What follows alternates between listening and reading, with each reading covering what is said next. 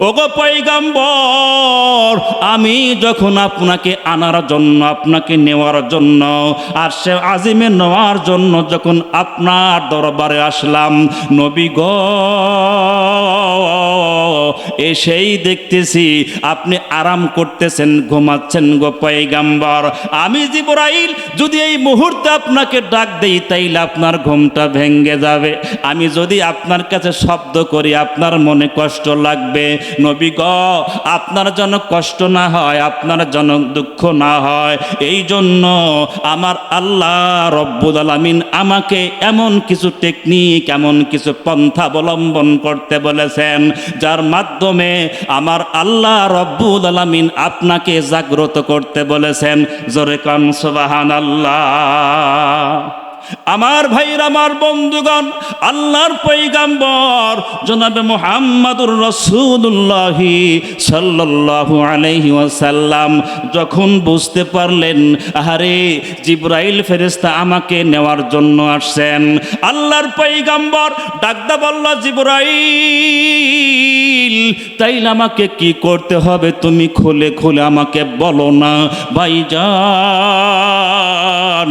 আল্লাহর পয়গম্বরকে সম্মান প্রদর্শন পূর্বক এইবার ডাকদা বললেন, নবী গো তাইলে আপনি একটু উঠুন, আল্লাহর পয়গম্বরকে সাথে নিয়া আমার ভাইরা, আমার বন্ধুগণ, আবে জমজম কূপ যেই জায়গায় আছে আমার বন্ধুগণ, আবে জমজম কূপ যেই জায়গায় আছে আল্লাহর পয়গম্বরকে সেই জায়গায় নিয়ে গেলেন। আল্লাহর পয়গম্বরকে সেইখানে নেওয়ার পর আমার ভাইরা রে পয়গম্বরকে জমিনের মধ্যে একদম টান টান করে শোয়া দিলেন। জোরে কন সুবহানাল্লাহ, চিৎকার দিয়া কন সুবহানাল্লাহ। মুসলমান ভাইরা, আমার বন্ধুগণ, আল্লাহর পয়গম্বরকে যখন জমিনের মধ্যে আমার বন্ধুগণ টান করে শোয়াইলেন, শোয়ানোর পর একদম বাদান এই জায়গা থেকে নিয়া, একদম গলার এই জায়গা থেকে নিয়ে বাজান রে একদম নাভি পর্যন্ত হযরতে জিবরাইল ফেরেশতা পয়গম্বরের সম্পূর্ণ দেহ মোবারক দুই খণ্ড করে ফেললেন। আমার ভাইরা, আমার বন্ধুগণ, পয়গম্বরের বডি আমার বন্ধুগণ একদম সম্পূর্ণ আকারে সুন্দর করে আমার বন্ধুগণ আল্লাহর পয়গম্বরের জন্য কোনো কষ্ট না হয়, কোনো যন্ত্রণা না হয়। ভাইজান আজকে আমাদের বাজান কোনো কিছু হইলে আমরা ডাক্তারের কাছে যাই, ডাক্তার তখন বলে আপনাকে অপারেশন হওয়া লাগবে, অপারেশন ছাড়া আপনার কোনো কায়দা হবে না, কোনো সুফল হবে না। আমার ভাইরা, আমার বন্ধুগণ, অপারেশন আমার বন্ধুগণ কোন জায়গা থেকে আসলো আমার ভাইরা, আমার বাবাজিরা? হযরতে জিবরাইল আমিন ফেরেশতা যখন পয়গম্বরের সমস্ত আমার বন্ধুগণ বডি যখন বাদান ফেরে ফেললেন, একদম দুই খণ্ড করে ফেললেন। দুই খণ্ড করার পর বুকের ভিতর থেকে আমার বন্ধুগণ যেইটাকে আমরা আত্মা বলি, যেইটাকে আমরা কলব বলি, এইটা বাহির করিয়া আল্লাহর পয়গম্বরকে সুন্দর করে বাজান রে আবে জমজমের কূপের পানি দিয়া, একদম পবিত্র পানি দিয়া আল্লাহ পাক রব্বুল আলামিনের নির্দেশে জিবরাইল ফেরেশতা সুন্দর করে ধৌত করিয়া ওইটা আবার সুন্দর করে যেই জায়গায় আমার বন্ধুগণ আত্মা ছিল, যেই জায়গায় কলবটা ছিল, ও আল্লাহর পয়গম্বরের সিনা মোবারক সুন্দর করে আমার বন্ধুগণ সেলাই করে দিলেন। সেলাই করার পর আল্লাহর পয়গম্বরকে বললেন, ওগো আল্লাহর পয়গম্বর আর বিলম্ব করবেন না, আর আপনি দেরি করবেন না গো নবী। সুন্দর করে ওযু করলেন আল্লাহর পয়গম্বর। ওযু করার পরে বাজান রে 2 রাকাত নামাজ পড়লেন। 2 রাকাত নামাজ যখন সম্পন্ন হয়ে গেল, আল্লাহর পয়গম্বরকে ডাকতে বললেন, নবী গো ওই দেখুন আপনাকে আরোহণ করার জন্যে, আপনাকে বহন করার জন্যে নবী গো সুন্দর একটা প্রাণী, একদম সাদা ফকফকা, একদম পরিষ্কার পরিচ্ছন্ন একটা পবিত্র একটা প্রাণী জমিনের মধ্যে দাঁড়ায় রয়েছে। নবী গো আপনি ওই প্রাণীর পৃষ্ঠের মধ্যে আরোহণ করবেন গো নবী। নবী। আমার ভাইয়ের, আমার বন্ধুগণ, আল্লাহর পয়গাম্বর জনাবে মুহাম্মদুর রাসূলুল্লাহ সাল্লাল্লাহু আলাইহি ওয়াসাল্লাম তখন বাজান ওই কচ্ছরের পৃষ্ঠে, ওই গাদার পৃষ্ঠে আমার বন্ধুগণ আল্লাহর পয়গাম্বর যখন আরোহণ করলেন, আরোহণ করার সাথে সাথে হযরতে জিব্রাইল ফেরেশতা একটা টান দিয়া আল্লাহর পয়গাম্বরকে নিয়া বর্তমান যেইটাকে আমরা ফিলিস্তিন বলি, আমার বন্ধুগণ যেইটাকে আমরা জেরুজালেম বলি, বাইতুল মুকাদ্দিসে আল্লাহর পয়গাম্বরকে নিয়ে হাজির হয়ে গেলেন। আল্লাহর পয়গাম্বর সেই জায়গায় যাওয়ার পর দেখতে পাইলেন অনেক মানুষ, হাজার হাজার মানুষ আমার বন্ধুগণ সেই মসজিদে আকসার কিনারে, মসজিদে আকসার আঙ্গিনার মধ্যে হাজার হাজার মানুষ দেখা যায়। আল্লাহর পয়গাম্বর ডাকতে বলল, জিবরাইল, এতগুলো মানুষ এই ময়দানের মধ্যে কারা রে ভাই জিবরাইল? এতগুলো মানুষ কারা এই ময়দানের মধ্যে আসলো? হযরতে জিবরাইল আল্লাহর পয়গাম্বরের কর্ণকুহরে ডাকদা বললেন, নবী গো, এই মানুষগুলো যেন তেন কোনো মানুষ না, এই মানুষগুলো কোনো সাধারণ মানুষ না। জিবরাইল ডাকদা বললেন, নবী গো, এই ময়দানের মধ্যে ওই সমস্ত মানুষ যাদেরকে আল্লাহ এই জমিনের মধ্যে নবী রাসূল বানায়া প্রেরণ করেছিলেন। জোরে কোন সুবহানাল্লাহ। আমার ভাইরা, আমার বন্ধুগণ, আল্লাহর পয়গাম্বর যখন জানতে পারলেন সমস্ত পয়গাম্বরগণ, সমস্ত নবী রাসূলগণ এই ময়দানের মধ্যে হাজির হয়েছেন, মুসলমান আমার দিকে তাকান, আমার বাবাজিরা, আমার ভাইয়েরা, আল্লাহর পয়গাম্বরকে আমরা কিন্তু বলি ইমামুল মুরসালিন, ইমামুল আম্বিয়া নবী, তার মানে সকল নবীদের ইমাম নবী, সকল পয়গাম্বরগণের ইমাম আমার আপনার পয়গাম্বর। আমার ভাইরা, আমার বন্ধুগণ, আল্লাহর পয়গাম্বরকে এই সম্মানে ভূষিত করার জন্য, আল্লাহর পয়গাম্বরকে এই সম্মানে আমার বন্ধুগণ আখ্যায়িত করার জন্য আল্লাহর পয়গাম্বরকে আমার আল্লাহ রব্বুল আলামিন ডাকতে বললেন, নবী গো, আপনি বিলম্ব করবেন না, তাড়াতাড়ি করে নামাজ পড়ার জন্য প্রস্তুতি গ্রহণ করেন। জোরে কোন সুবহানাল্লাহ। কষ্ট হচ্ছে আপনাদের? আল্লাহ রাসূল বল, সোজা পথে চল, নইলে গন্ডগোল সামনে রে। জোরে কোন মারহাবা। আল্লাহ রাসূল বল, সোজা পথে চল, নইলে গন্ডগোল সামনে রে। পর পঞ্জে গানা নফল শুকুরানা, পর পঞ্জে গানা নফল শুকুরানা, তাহাজ্জুদ ছাইরো না জীবনে। আল্লাহ রাসূল বল, সোজা পথে চল, নইলে গন্ডগোল গোরস্থানে রে। কথা কোন ঠিক না ব্যাঠিক? আমার ভাইরা, আমার বন্ধুগণ, আমি জানি না বাজান রে আমি শেষ করতে পারবো কিনা। আমার ভাইরা, আমার বন্ধুগণ, সময় যেহেতু বাদান সংকীর্ণ, অল্পভাবে অল্প পরিসরে সুন্দর করে একটা বুঝ আমি আপনাদেরকে দিয়ে যাব। আল্লাহর পয়গাম্বর কানে আজানের শব্দ ভেসে আসতেছে। আল্লাহর পয়গাম্বর ডাকদা বলল, জিবরাইল রে, এই মুহূর্তে কিসের আজান আমার কানে আসে? আল্লাহর পয়গাম্বরকে বললেন, নবী গো, এতগুলো নবী রাসূল এই ময়দানের মধ্যে আসছে, সবাইকে সাথে নিয়া আপনার ইমামতিতে 2 রাকাত নামাজ পড়ার অর্ডার আল্লাহ করেছেন। জোরে কোন সুবহানাল্লাহ। মুসলমান ভাইরা, আমার বন্ধুগণ, আমার বাবাজিরা রে, আমার বন্ধুগণ, এখানে অনেকগুলো কথা ছিল, সব কথা মাইনাস করে বাজান সামনের দিকে চলে গেলাম। আল্লাহর পয়গাম্বরকে সাথে নিয়া হযরত জিবরাইল যখন বাজান আসমানের মধ্যে চলে গেল, আসমানের মধ্যে মধ্যে যাওয়ার পর আল্লাহ বললেন, জিবরাইল রে, আমার পয়গাম্বরকে জান্নাত দেখাও, আমার পয়গাম্বরকে জাহান্নাম দেখাও। আমার ভাইরা, আমার বন্ধুগণ, আল্লাহর পয়গাম্বর জান্নাত দেখার জন্য যখন গেলেন, জান্নাতের মধ্যে ভ্রমণ করতেছে, এমন সময় গো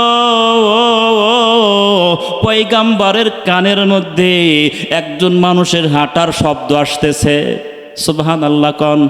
একজন মানুষ পায়ে, আমার বন্ধুগণ, স্যান্ডেল পায়ে দিয়া মাটিতে পাড়ায়া যখন জুতা হাসরায়া যখন জমিনের মধ্যে হাঁটতেছে, এমন একজন মানুষের জুতার শব্দ আল্লাহর পয়গাম্বরের কানের মধ্যে আসতেছে।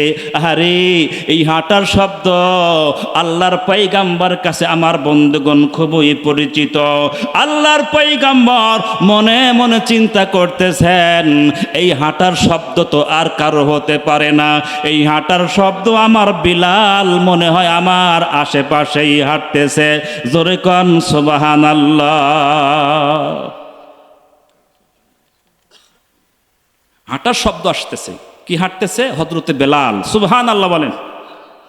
আমার ভাইরা, আমার বন্ধুগণ, আল্লাহর পয়গাম্বরের কানের মধ্যে বেলাল হাবশী রাদিয়াল্লাহু তাআলা আনহু জমিনের মধ্যে হাঁটলে যেমন শব্দ, আল্লাহর পয়গাম্বরের কাছে হেঁটে হেঁটে আসলে যেমন আওয়াজ, ওই রকম আওয়াজ আল্লাহর পয়গাম্বরের কর্ণকুহরে আসতেছে। আল্লাহর পয়গাম্বর মনটা তার, আমার বন্ধুগণ, ভরে গেল, মনটা তার, আমার বন্ধুগণ, ঠান্ডা হয়ে গেল। আল্লাহর পয়গাম্বর,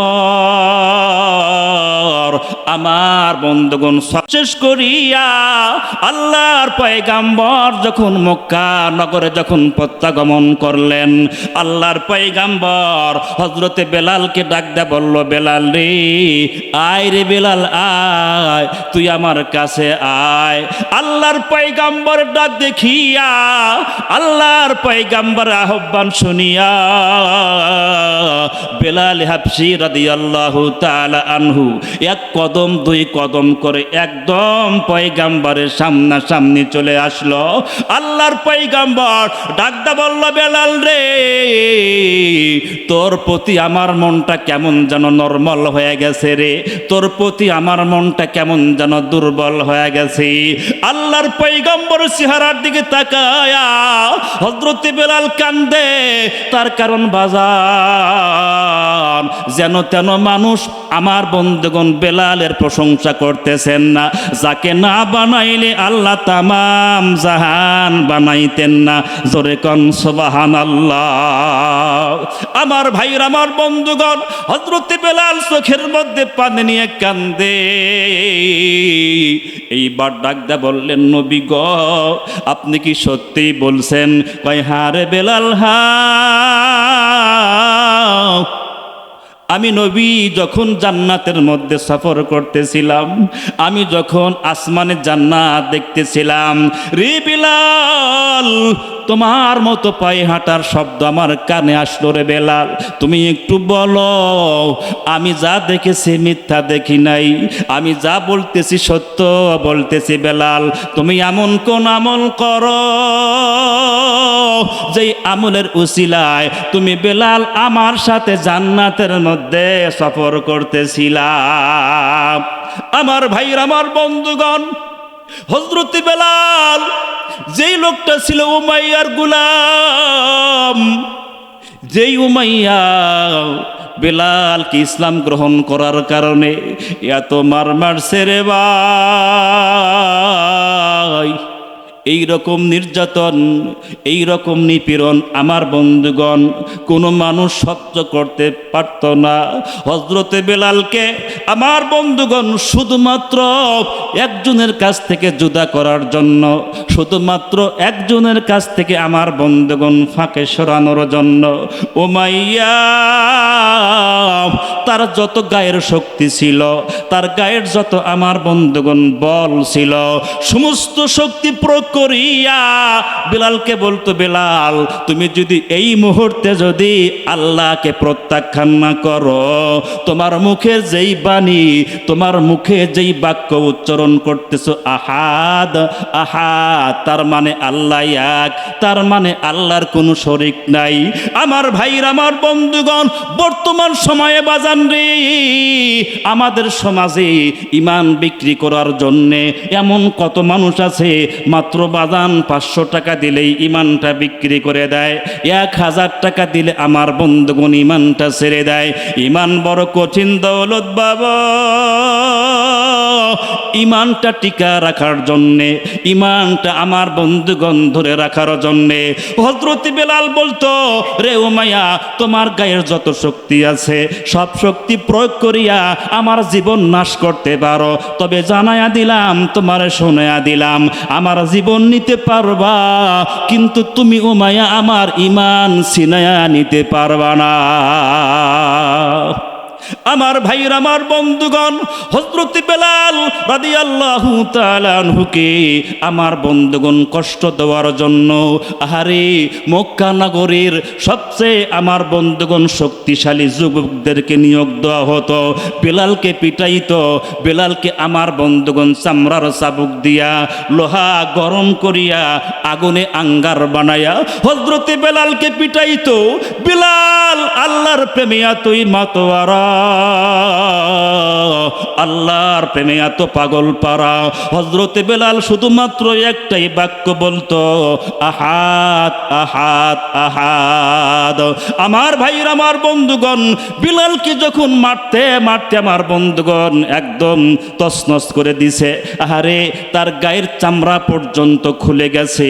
আমার বন্ধুগণ একদল মানুষ উমাইয়ারে পরামর্শ দিল, উমাইয়ারে এই বেলালের কাছ থেকে ইমান ছিনাইতে হলে, ইমানটা ছিনিয়ে নিতে হলে তারে একদম মরু প্রান্তরে তার বুকের উপরে বিশাল বড় একটা পাথর চাপা দিয়া রাখবা।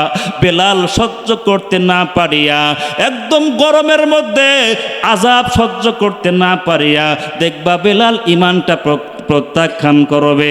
আমার বন্ধুগণ পরের দিন সকালবেলা তাই করা হলো।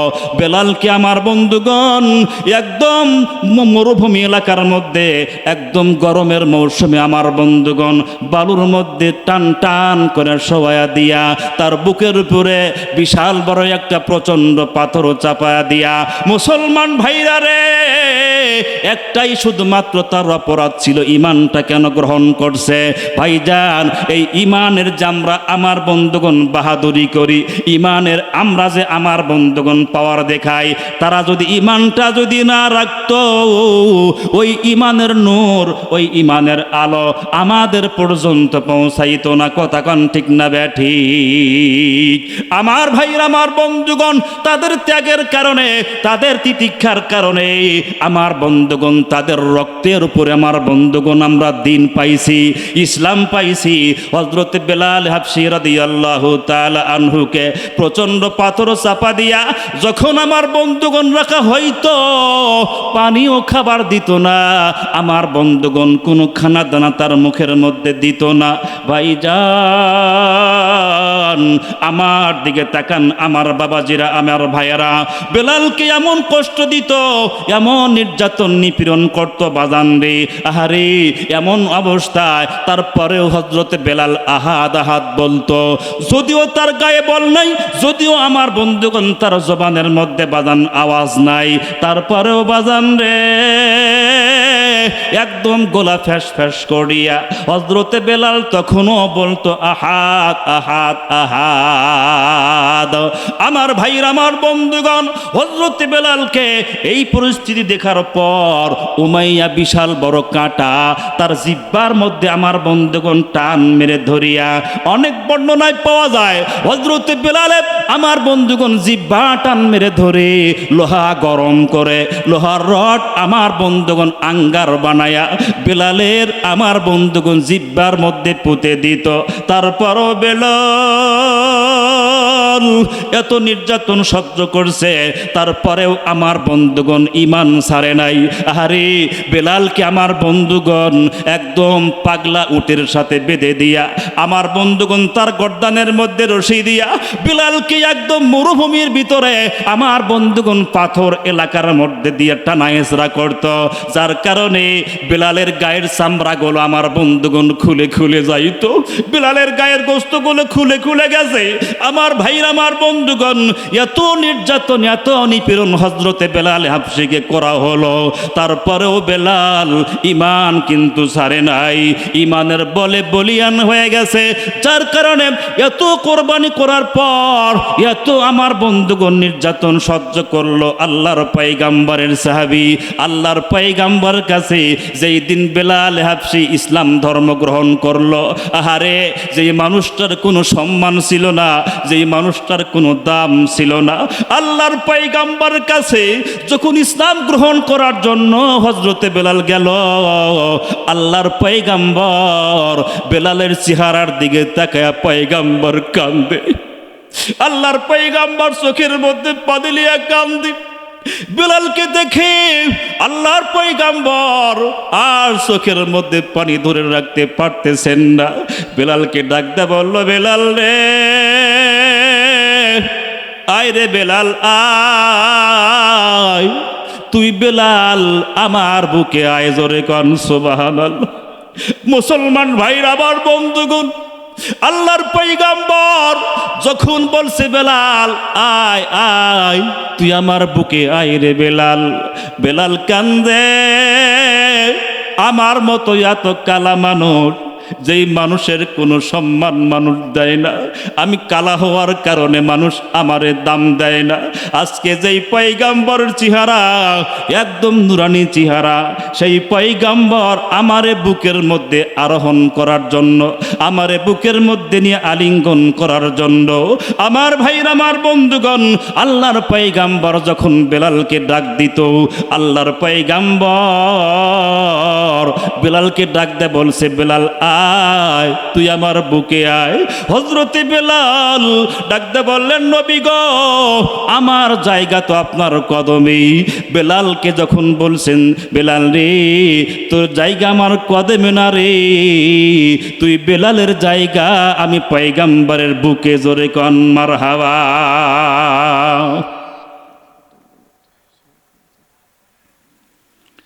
কর্তৃপক্ষ বলতেছে, হুজুর কালেক্ট